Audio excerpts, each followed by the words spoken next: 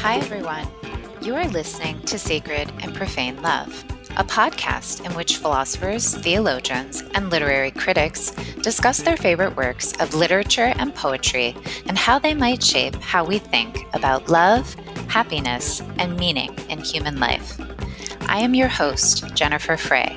I am an assistant professor of philosophy at the University of South Carolina, and I am one of the principal investigators of the Virtue, Happiness, and Meaning of Life project, which, along with this podcast, is generously underwritten by the John Templeton Foundation. In today's episode, titled Sophocles and Tragic Loves, I speak with Professor Dhananjay Jagannathan about the Greek tragic drama, The Women of Trachis, and what it shows us about how love might fare in a human world riven by chance, misfortune, and suffering. I hope you enjoy our conversation.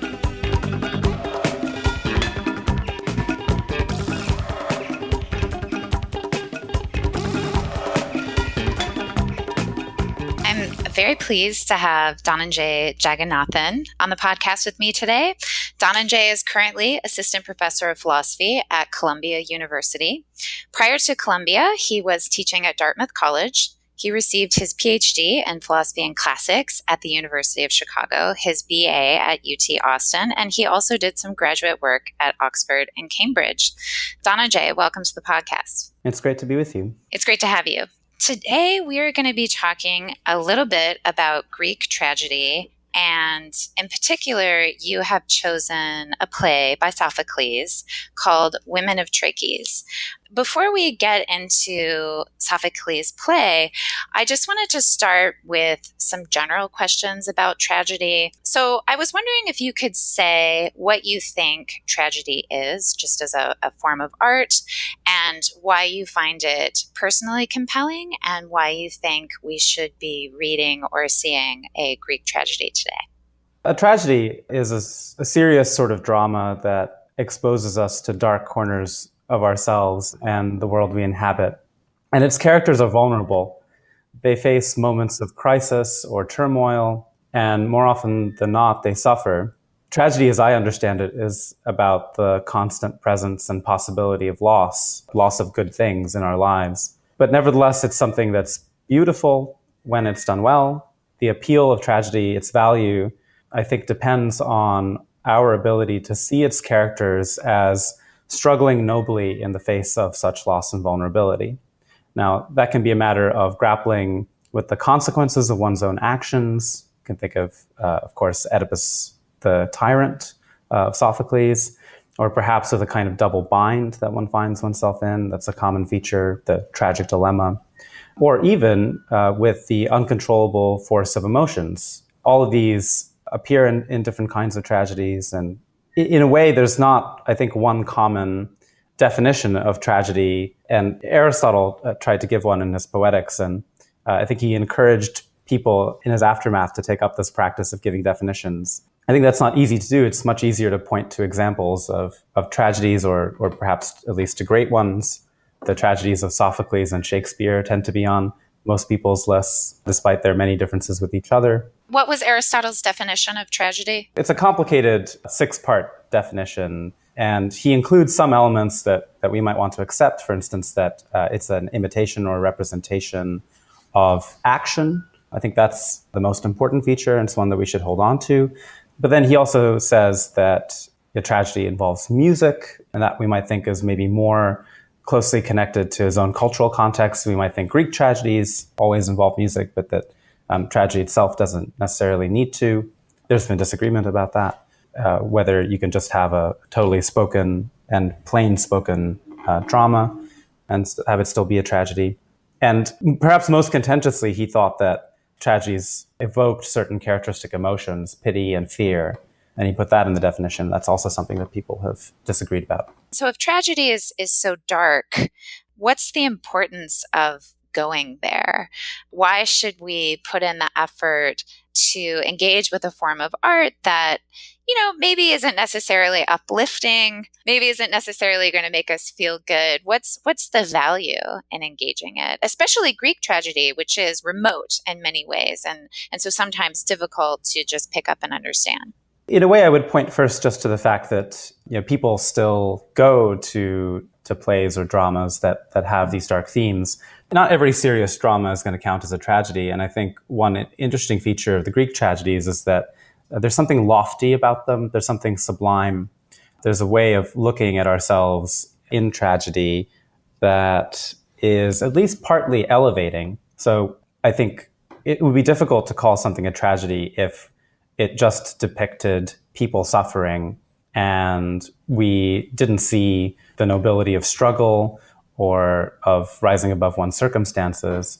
Again, going back to Aristotle thought that tragedies had to depict people who are in some sense better than us. I don't think that's necessarily right, but it does have to depict more than ordinary kinds of loss and suffering in the way that we tend to use the word tragic when someone dies in an untimely way, or there's some kind of unavoidable disaster. I think that emphasizes the suffering aspect of tragedy, and I think it's a pretty diluted sense of the word. It's a lot like the word horrible, which we sort of use when things are bad. There's actually, there's some link to the etymology there, tragedy and tragic, horrible, and this kind of your hair raising up sense of fear and terror. But I think we're often on the hunt for hyperbolic ways to express our dismay. So a lot of the times that we just use the word tragic, we're not really talking about anything like the literary genre of tragedy. One of the things that you explore in an essay that I was reading to prepare for this podcast, which is called On Making Sense of Oneself, Reflections on Julian Barnes' The Sense of an Ending. This was an essay in, was it Philosophy and Literature? Yes. Yeah, it's a beautiful essay. So I was reading, some of your reflections on the tragic and tragedy. And one of the things that you try to contrast is tragedy and farce. So not all suffering is perhaps tragic in the sense that you want to be talking about. So what's the difference between suffering that is tragic and suffering that is farcical or suffering that is just pointless? Farce, of course, is a subgenre of comedy, and there are lots of interesting relationships between tragedy and comedy. But one of them is that tragedy, the dramatic genre, when it's handled badly, can easily turn into farce if the situations it depicts are especially contrived or absurd seeming, if they don't seem like possibilities for us or people like us, perhaps, or if the characters have bizarre reactions to the situations, or the suffering kind of just piles on with no sense of an ability to respond to it. I think dramatic irony is essential to tragedy. The audience in tragedy often knows, or at least can suspect, more than what the central characters have worked out. But irony, of course, also drives a lot of comedy. We need a kind of distance from the action to respond sympathetically to characters, but that very same distance can also encourage us, or at least allow us to laugh at them. So if we can't take the events of a tragedy seriously enough, they can start to seem farcical. And of course, this has been exploited in the modern sort of hybrid genre of tragic comedy. Can you give an example of that genre? The famous one, Waiting for Godot. Oh, okay, sure. So another theme that you discuss in this essay is the relationship between tragedy and thoughts about happiness. And I was interested in how you described happiness in this essay. So you talk about happiness as becoming more than we presently are, which implies that happiness is a goal that we haven't quite reached yet. And so I wondered if you could say a little bit about how to think about tragedy in relation to happiness, thinking of it precisely as a goal and not just as some super pleasant subjective state I happen to be in right now. I'm thinking about happiness in the way that the Greek philosophers thought about it, in terms of a kind of success in a life as a whole. It seems, first blush, that tragedy is just going to depict people becoming unhappy, people's lives being unsuccessful in various ways. Even if there's, as it were, a happy ending, we might still think, well, look, this is a kind of temporary state, and so we still can't evaluate the whole life as successful if it's so vulnerable to chance, especially.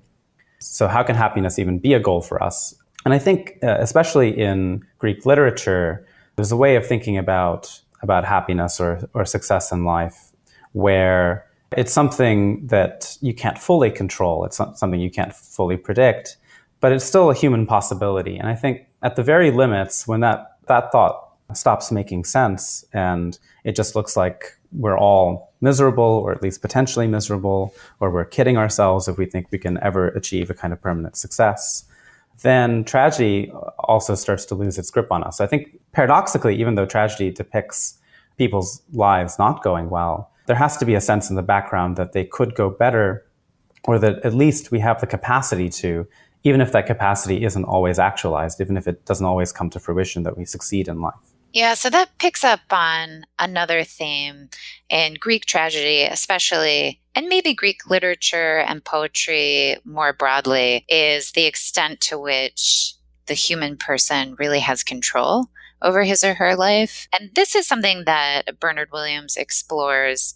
So Bernard Williams is a 20th century philosopher, Anglo-American analytic philosopher. And he has this book, The Sense of the Past, Essays in the History of Philosophy. And part one of that book is on the Greeks, the legacy of Greek philosophy, but then also, literature and poetry. And chapter two of that book is on the Women of Trachis, which is the Sophoclean tragedy that you chose to discuss in this podcast, which we are going to get to very soon. But before we get to what happens in that play, I wanted to pick up on a theme that Williams explores, and that is this question of the extent to which we really have control over our lives. So he talks about how in modern philosophy, generally, kind of post-Enlightenment philosophy in particular, and he especially has in mind the two most influential strands in analytic moral philosophy, which would be Kantianism on the one hand and utilitarianism on the other hand. And as different as these two moral theories are, what they have in common, Williams points out,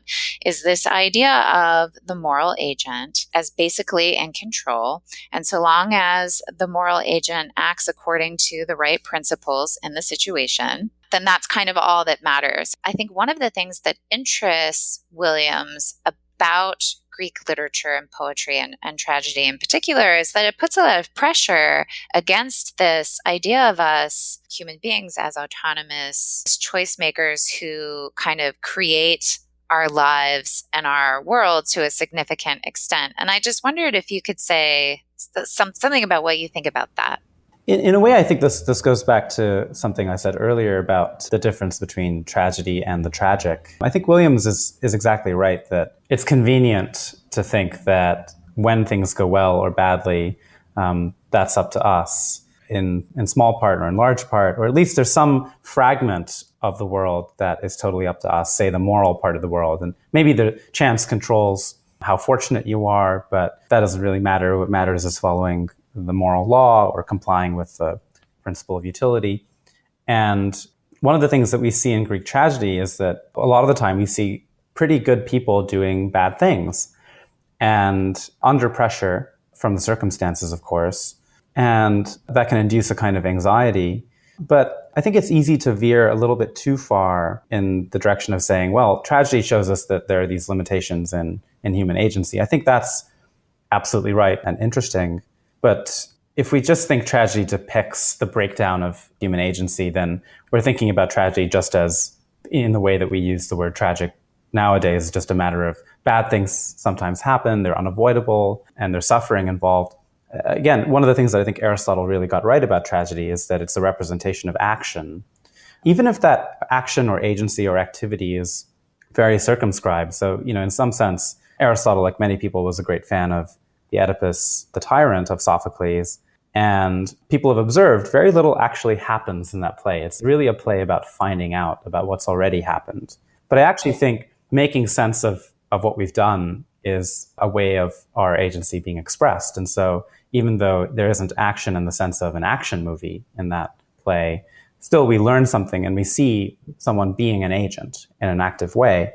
And so a tragedy can't just be about pushing back on this feeling or this hope that we have that we're in control of our lives. It's got to be something in the middle, that we're not fully in control. And that's something that we can learn from this kind of literature. And I think Williams is right to argue that. Right. I mean, so I like the Greeks. I like the medievals too, maybe a little bit more, but I like the Greeks. And one of the things that I really like about the philosophy of Plato and Aristotle in particular is the way that they pay attention to the interactions between what we might call agency and passivity, so action and passion, and especially in the human person. So in both of those philosophers, you get a picture of the human person where what's active in you depends on what you've received to a certain extent, or how you're affected by things. But how you're affected can be transformed or transfigured over time by how you act. I mean, we can separate them in terms of thought, but sort of the passive and reactive or affective elements of human life, but we can't ever really separate them in reality because they interpenetrate one another. Maybe in tragedy, they do that in an especially sublime way. Just to say one more thing about Williams that I find interesting and worth mentioning is that he puts tragedy under this broader umbrella of what he calls stark fictions. And he seems to think that the importance of stark fictions for people generally, but for moral philosophers in particular, is to offer a necessary supplement and maybe correction to what he calls the tireless aim of moral philosophy to make the world safe for well-disposed people. I love that line. I know, right? It's so Williams. I love it too. I wondered if you could say what you think he means by that. I think his thought is that a lot of the kind of fiction that we tend to consume, which is what Williams calls dense fiction, represented especially by, the 19th century realistic novel, we come to be acquainted through fiction with individuals and their experiences. Our attention is sort of on the particular and what the possibilities are for this person in this context. And we can get sort of wrapped up in the texture of what's going on. And there's a sense in which the stark fiction is much more metaphysical. It represents these kinds of, here's what the world is like, and we don't need to know a whole lot about the characters. That's why Greek tragedy is full of these mythic archetypal figures, and why even a lot of later tragedies, there isn't the same kind of attention to bringing us into the mind of the characters in the same way that dense fictions do. And what that allows us to appreciate in the stark fictions is the kind of, we can't take refuge in this kind of affinity with individual characters. We kind of have to reckon with the human condition as such. And so there's a kind of universalism perhaps to stark fiction. And in particular, these thoughts that he has about the limitations of what we can control. And Williams in particular is interested in necessity and chance and how those figure in Greek tragedy in particular. And Williams thinks we don't like to face the fact that chance plays an enormous role in our possibilities and whether we succeed or not. And that's something that the stark fiction, and in particular Greek tragedy, can show us, and that's unpleasant and uncomfortable. Right, I agree. I agree completely with that. And I think in particular in moral philosophy, we have a problem acknowledging that, in part because of the way we think about morality, but in part because I think a lot of moral philosophy rests on what we might call certain ideologies of the human person, which are really just, they're a bit self-deceived in various ways. One thing that literature does is perhaps, among many other things, is perhaps make us a little less self-deceived than we otherwise might have been. But I think now we should actually just get into Women of Trachis. Can I say one more thing about the Williams that I ought to have said, which is that one of the problems with dense fictions is that they have a tendency to just reproduce in the reader their pre-existing ideology. So you can pick up, one of these novels and you'll find your own way of making sense of it based on what you already think. And that's the thing that stark fiction is supposed to short circuit. No, and when it works, it really works. It's very unsettling. Okay, maybe it would be good just to summarize briefly what happens in Women of Trachis, maybe tell us something about the main characters, and also can you tell us which translation and version of the text you're referring to? Yeah, so I'm working from the Women of Trachis in a volume published by Hackett, Sophocles, 4 Tragedies, and the Women of Trachis in that volume is translated by my teacher, Paul Woodruff. So Women of Trachis, it's probably the least well-known of the 7 complete extant plays of Sophocles, and probably also the least well-loved, which is one reason I wanted to talk about it. It's a play that picks up on the myth of Heracles And it's talking about the end of his life in particular, after he's completed the 12 labors. So the play focuses in its first half on his wife, Deianira, who's been stranded in this foreign country, taking care of their children and waiting for him to come back to finish his work of sort of civilizing the wilderness of Greece, of getting rid of these monsters like the Lernaean Hydra and the Nemean lion. The brilliant thing about the play is that Deianira and Heracles don't meet. And in fact, in the Greek custom of having just 3 actors play all the roles, the same actor would have played both of them. They never meet on stage, and so it's a play that divides into these 2 halves. And what happens is that Deianira gets news that Heracles is on his way home, and she's excited because she hasn't seen him, except occasionally at night when he comes to produce more children. But then the news starts to be troubling. It seems like he's been involved in some kind of war. He sends the spoils of war ahead of him, and among those spoils is a young woman. And Deianira eventually discovers that this woman is to be Heracles' new wife. And one of the remarkable things about the play is that her reaction, of course, she's unsettled and jealous, but she's very kind to the woman who is actually unable to speak, presumably from the trauma of her family being killed and her city being destroyed by Heracles. Well, yeah, she pities her.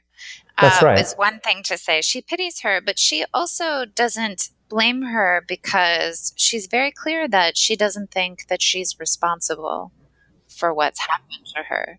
She also identifies with her because she knows what it was like to be a young woman. And in fact, it turns out, we learn from the story, that Heracles sort of won Deianira by killing this river god, Achelous, or at least driving him away. And so Deianira was sort of handed over to Heracles by her father. We get a powerful sense of a kind of vulnerability of women in a world of male violence from this first half of the play, which is maybe not what we expect from a play that's about Heracles, the great conquering hero. But then the actual events of the play quickly unfold. Deianira decides to try to win back Heracles' love by using a kind of love potion. It turns out the love potion is poison. And when Heracles puts on a cloak that's been smeared with it, he starts to suffer this extraordinary pain. He's sort of consumed by flames and burning. And then by the time he's brought back to Trachis, he's sort of totally incapacitated. And when he's conscious, he's just sort of raging. What's remarkable about this part of the play is that Heracles and Deianira's son, Hyllus, who's the only character that appears in both halves of the play, he sort of tries to comfort his father, to console him. He explains to Heracles that Deianira wasn't really responsible for this. And Heracles, when he is able to sort of control his anger, agrees. He blames the centaur who tricked Deianira by telling her that this poison was in fact a love potion that she could use if Heracles ever strayed from her. And the last part of the play is concerned with just Heracles tries to control his agony and to sort of put things in the right order.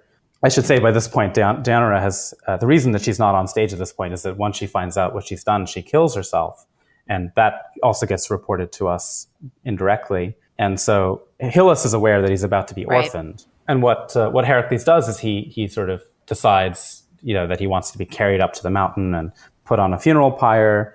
And in the myth, in the story that the original audience of Sophocles would have been familiar with, the audience would have all known that Heracles actually gets taken up into heaven by the gods before he dies because of his great bravery. But Sophocles doesn't depict that. Instead, what we see is Heracles ordering Hyllus to marry the young woman Iole that he's captured and sort of preserve the continuity of their family. And then Heracles is carried off stage. And at the end, we get this remarkable speech by Hyllus about how the people who are present for these events should have pity for him and especially for Heracles, because the gods don't have any pity themselves.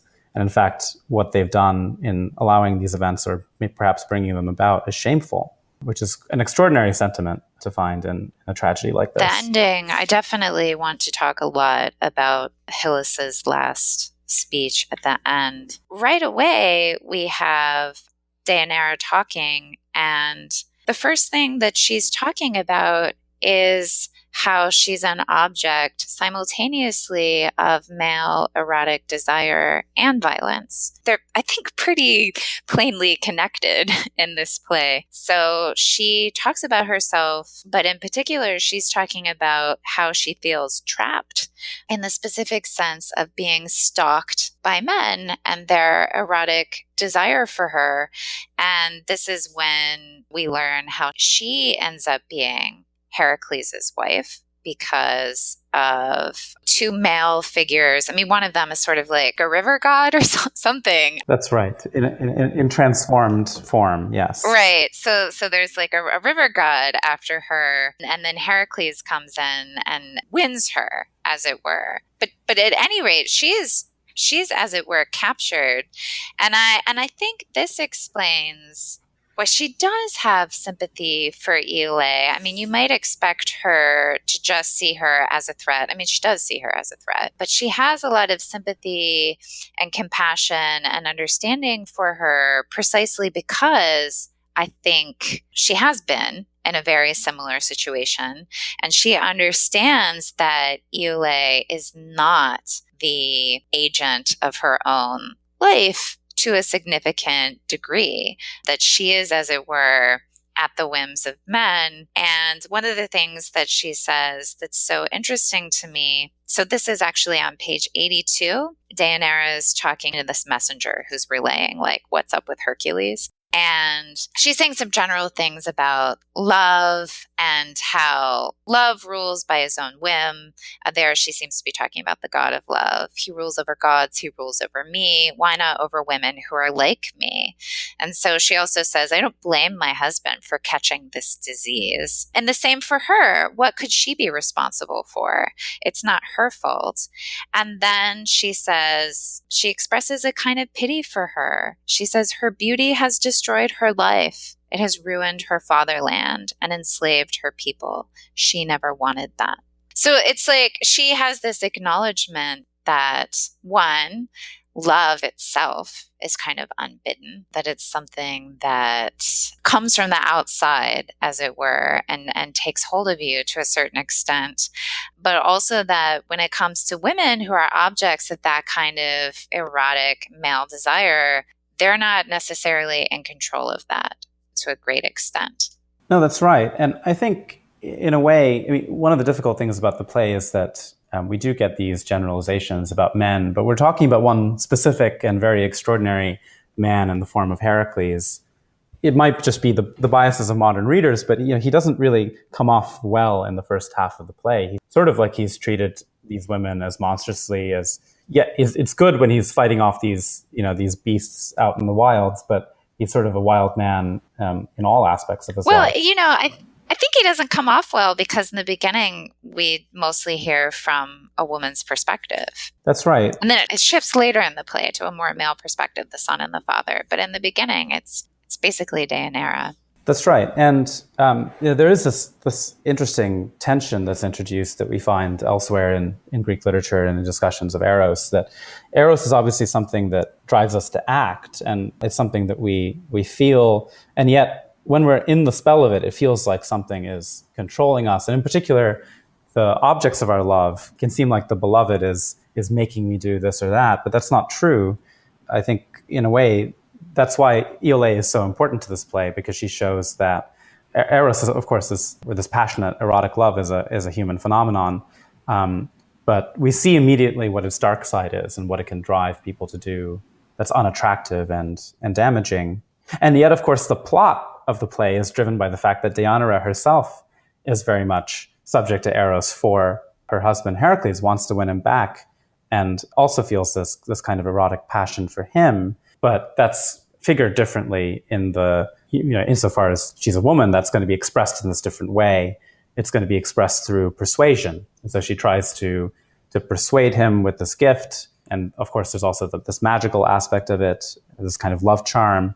But she's really hoping that he comes to his senses and comes back to her, rather than being able to, win him back over in some sense physically. And the irony, of course, is that the method that she chooses and ends up being the one thing maybe that would kill him, this gift that he doesn't suspect at all. That's right. I think she does love him. His love is described as a kind of madness, a kind of disease, and it's always his love for Iole.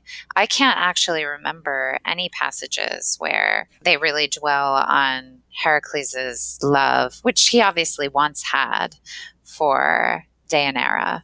But at any rate, it's when she talks about her love for him, it is different. It's not this kind of madness. It's a very empathetic and understanding kind of love.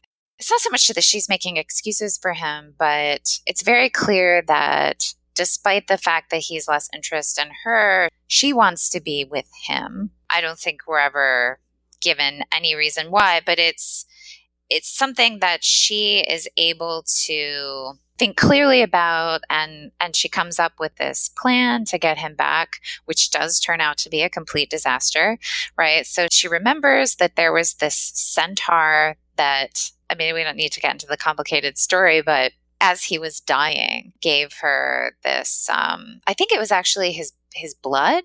His blood, and the centaur himself has been killed with the poison-tipped arrows of Heracles. That's right. So that, in some sense, should have been the tip-off that his blood, too, is poison. Right. But she takes what he says to her as he's dying, as he himself is dying, at face value, which is that, look, if and when Heracles loses interest in you, you can use this blood. He has like some precise instructions for her. And she keeps it, and she keeps those instructions. And now she finds herself in exactly the position that the centaur had foreseen, that she would need to use it. And of course, it turns out the centaur doesn't actually care about her and really just wants to take his revenge. And of course, it's an especially terrible kind of revenge because he's dead. And so no one benefits from it. In some sense. Yeah. So he tricks her, basically. He lies to her. So in some sense, she doesn't know what she's doing. I don't know what you think, but it seems to me right to say that she couldn't have known. I mean, maybe you think, oh, like, isn't it obvious that? And she herself puts two and two together. She's like, oh, well, obviously he was pissed off and I didn't see that. I don't know if this was negligence on her part. Or was it? No, I don't think so. I think one of the funny things is in a world where there are things like poison-tipped arrows and Hydra's blood, the kind of ordinary causal laws break down a little bit. Right. And so you can be forgiven. For getting something magical wrong because it just doesn't make sense anyway. It's important that we see her as sort of not responsible, but the source of the outcome. And she certainly feels responsible herself, and that's why she kills herself, because she can't bear what's happened. And that would seem like a horrible overreaction if she had nothing to do with it. But I think especially when Heracles is told, here's what happened. And he's so angry that when the cloak is initially put on him and starts to affect him, he just kills one of his attendants randomly. We're supposed to think of him as this totally uncontrolled brute. Even he doesn't blame her ultimately and blames the centaur, who is really responsible for the event. Right. So on the one hand, we have Heracles is driven by his erotic desire for Iole. She's driven to make a terrible choice, it turns out, by her erotic desire for Heracles. And now we have the son, Hylas, who immediately takes his father's side in this. So it's actually Hylas, I think it's Hylas that comes back and tells Deianira that she's killed Heracles. Yeah. Yeah. And he's very angry. Well, I mean, to put it mildly, he's very angry at his mother. So his actions are motivated by a kind of love of and duty towards the father. Maybe we could talk a little bit about Hylas and what role he's playing in all of this. He's an interesting character. At the beginning, we kind of see him as partly confident, partly diffident figure, and he has to be instructed to go and join his father, although it turns out he kind of knows roughly where his father has been recently. He's heard these rumors, and he has to be kind of set in motion to go out and join him. But once he does go out, we kind of see him grow into himself a little bit.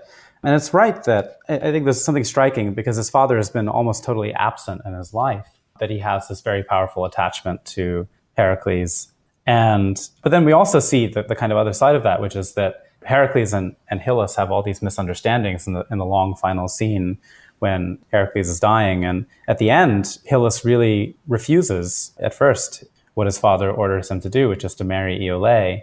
And that's an interesting moment. In a way, we kind of see maybe a difference between the father and the son, that Hylas knows that this woman is beautiful and she's available, and yet he has no interest in her because she's sort of wrapped up in the death of both of his parents, and that's too painful for him. Why does Heracles want him to marry her? I think this is an interesting and underexplored aspect of this play. There's, obviously Eros is very important, but we see already with what Deianira says about it that there's a link between the erotic passion and then this desire for a more stable marriage, relationship. Deianira says at one point, oh, Heracles has had many wives. I think it's interesting there because in some sense she is his wife. And maybe it's true that he's had many women, but it's not clear exactly what is the difference between a wife and a woman is one of the things that comes up for discussion in this first half of the play. And Heracles' response to all of this breakdown and instability is to propose that there be this marriage, presumably so that the family is kind of restored in some way to order and to normality. But of course, it's a marriage that he recommends without any concern for whether his son actually feels any eros. And so I think there are all there's this funny interplay between these concepts. And of course, eros needn't lead to marriage. But if it does, there's an interesting question about what that dynamic is like and whether marriage in a way or institutions generally are a way of kind of channeling eros in the right direction. The main action at the end is that Heracles is going to be burned, I guess, like on a funeral pyre. I mean, he's going to put himself out of his own misery. So he's wearing this robe and it's giving him all this pain and agony, and it's like a slow death, and he's going to speed it up by setting himself on fire. And he makes Hylas help him in that to a certain extent. Yes. And then we have this final speech by Hylas at the end.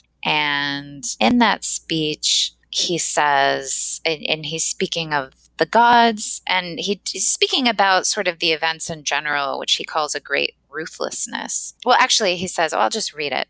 Lift him up, my friends, and grant me for doing this great compassion, which would be helping his father set himself on fire. And also see the great ruthlessness of the gods in these actions. They sow children, we honor them as our fathers, and yet they watch so much suffering. What is to come is not for anyone to see, but what stands now is pitiful for us and shameful for them, but most harsh for him of all men, the one who bears this rage. Do not leave this home, young woman. You have seen majesty and death and novelty, much suffering and suffering in new forms, and nothing in this is not Zeus. So all this suffering, this new and novel suffering, nothing in this is not Zeus. What do you make of that final passage? I mean, it's a remarkable sentiment, this sort of bitter resentment toward the gods. And remember that Zeus is not just some abstraction. He is Hylas' grandfather, he's Heracles' father. And so there's this family relationship, and they're letting this family down by not intervening. And of course, we might think this is where the play ends, and the audience would think, oh, but of course Zeus is going to come in and rescue Heracles from the funeral pyre and make it all good in the end.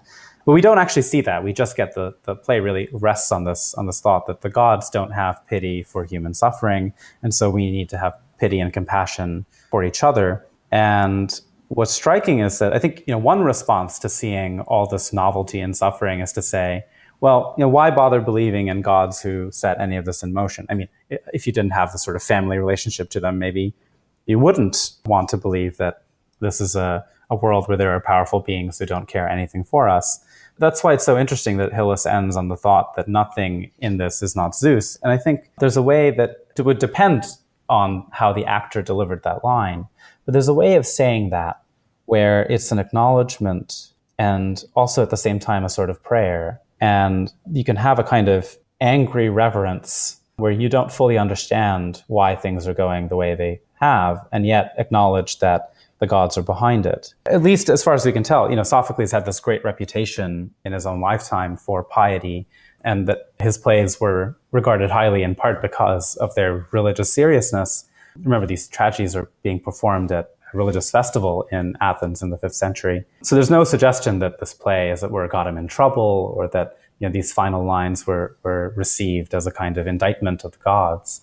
I think what we're supposed to see is an angry young man who has lost both of his parents to this horrible situation, and he's just trying to make sense of it. And this is one sort of thing one might say in trying to make sense of it, that we need to sort of rely on each other because the gods aren't helping. I guess I want to ask if maybe there's a contrast here between the Greek tragic perspective on the one hand and what we might call a stoicized Christian perspective on the other. And in particular, I have in mind Boethius's Consolation of Philosophy. It's a very famous text that explores the connections between virtue and happiness. And it famously asserts that that connection is basically watertight. So Boethius is this interesting figure. He's an important statesman. He's a scholar living the intellectual life. But in his role as a statesman, he does the just thing. And this gets him imprisoned, and he's up for being executed. So he's in his prison cell and he's feeling sorry for himself because he's been stripped of all his worldly goods. And Lady Philosophy comes to him and tells him to buck up, everything's fine. Why is everything fine? Well, because it turns out that virtue does secure your happiness, because all that matters is your beautiful soul.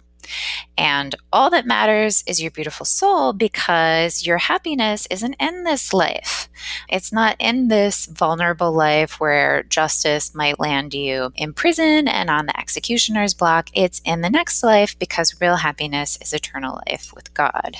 So this is supposed to be the consolation that Lady Philosophy offers Boethius.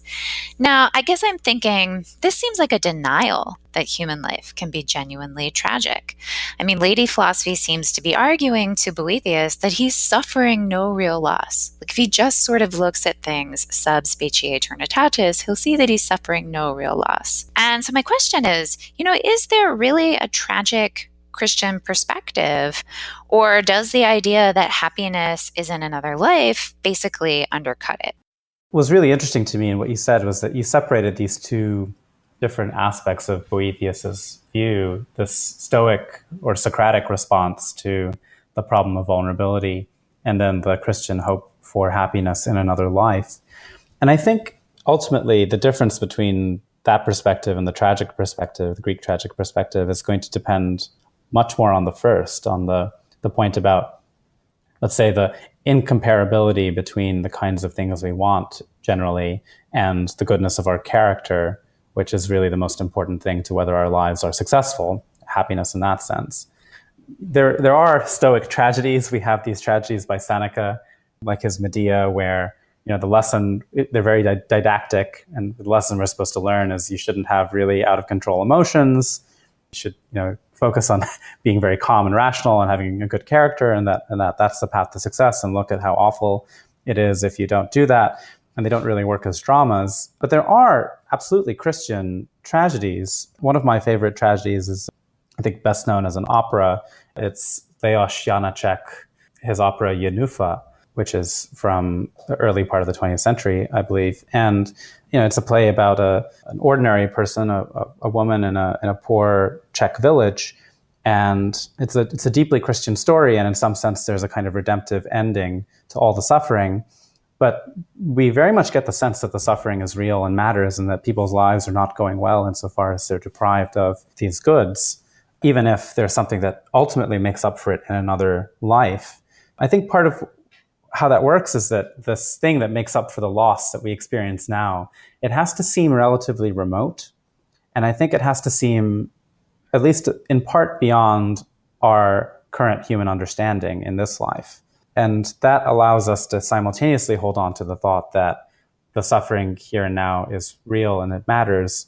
And of course, the genre of Christian tragedy in some sense got off the ground with these medieval passion plays about the Passion of Christ and the affinity that medieval and Renaissance authors saw between the suffering of Christ and the suffering of characters in tragic drama. And so I think we have to make sense of this kind of sort of dual perspective about one thought about this life that's at least relatively consistent with the Greek tragic perspective, and then maybe a kind of hope that keeps us from just a kind of total nihilistic despair about what the next life might be. And so it seems like, I think it's the Stoic part of Boethius that's really driving him away from the more Greek perspective. So I think we should leave it there. Obviously, there's so much more to discuss, but thank you so much. This is great. Thanks for joining us. It was a pleasure. Thank you. You have been listening to Sacred and Profane Love, a philosophy podcast that is part of the Virtue, Happiness, and Meaning of Life project, which is generously underwritten by the John Templeton Foundation. For more resources on the works discussed in today's episode, head on over to our project's website, virtue.uchicago.edu, and check out our blog, thevirtueblog.com. Finally, if you enjoy this podcast, do me a big favor and give us a positive review on iTunes or wherever you listen to your favorite shows.